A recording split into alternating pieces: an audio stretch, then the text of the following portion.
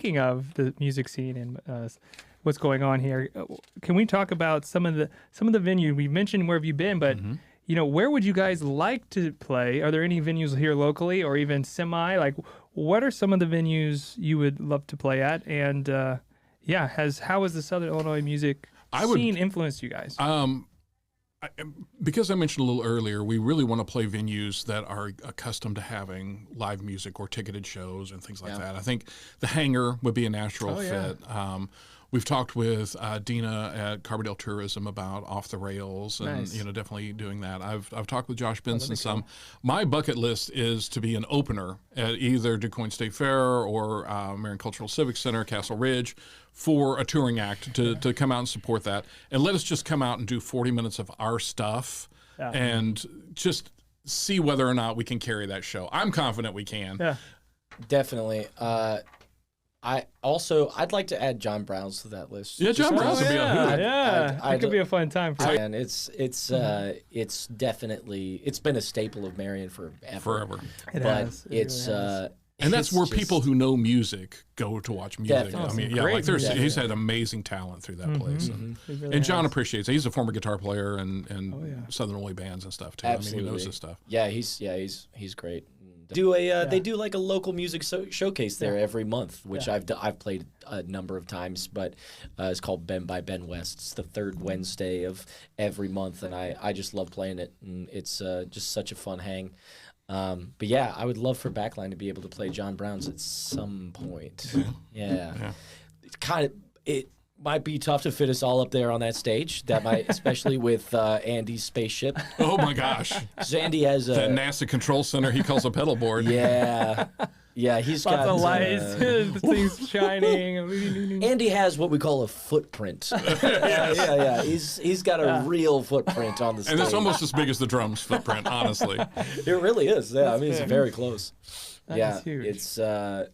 But yeah, so we'd have to be stacked on top of each other to pull that off. But maybe we can make it. Maybe we can possibly make that work. There's other Cape Girardeau, Paducah.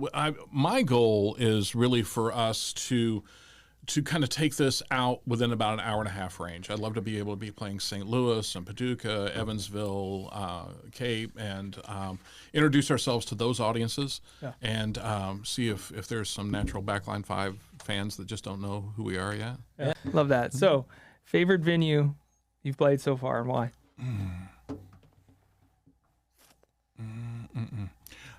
I want to shout out Just Add Water. Susan has been very, very good to us. She took a chance on us when nobody who knew we were, and they've got a great thing going. After they've just got a wonderful performance venue. They've been getting some really good acts in there. She knows how to treat bands.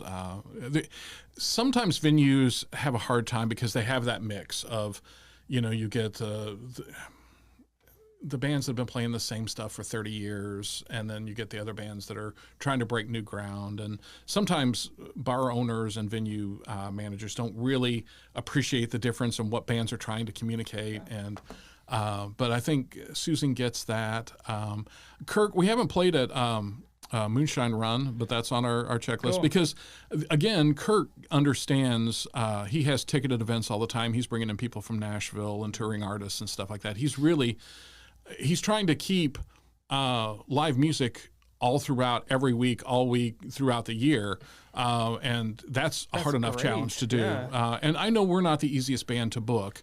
Our schedules aren't always easy to super work with. And honestly, our price range is a little pricey for a lot of bar bands. There's a lot of bands that'll play for a third of what we play for. Oh, wow. But I mean, we are so intentional about how we build the show that, we're going to deliver for every dollar that we charge you. It's going to be a show. Yeah. Bring that value to the table. Absolutely, no doubt about it. Edwin, what comes to mind? Well, the first venue that we ever played was in February of last year. Was Little Nashville on the Square. Oh, cool. Yeah. And I mean, it's just one of my favorite places to play. Period. I play there a lot by myself because it really is an acoustic venue. we borrowed their stage for a night is really what happened on that one. We're maybe a little loud for Little Nashville, I would say. Hard to do rock in a venue that is set up for an acoustic performance. Right. But if you like live acoustic stuff, Little Nashville is a great spot and is one of my favorite venues that we've played as a band. I've got to say the festivals have been really good to us. The folks at Old King Cole, the folks at Heron Fest, we're just... DuQuoin, yeah. I mean, because those venues get what it is to have artists that are putting on shows. And so from the hospitality to load in, having professional sound and light guys that know what they're doing. And, I mean, it really is a delight to go in and play those venues. Yeah. We just don't worry about anything. Like... Yeah. Bars, we kind of have to bring our own lights and sound and, kind of gauge how big the crowd is. And like those big stage venues, we just show up and play. And yeah, I feel a little spoiled after we get done with any of the festival stuff that we've been able to do. It's like, oh yeah, this is great. This is awesome. I just show up with my guitar and everything else is there for me. That's about all I have to really set up with, Yeah. But obviously, Andy has his spaceship, and you got to set up your drums. Yeah. But for me, it's about as easy as it possibly could be. Unless you're a harmonica player, lead singer syndrome does tend to happen. I get done. I'm done like packing up from a show like that in like 10 minutes. It's crazy. Yeah. Crazy. Interesting. So a lot of good venues, a lot of great. I do love Little Nashville too, by the way.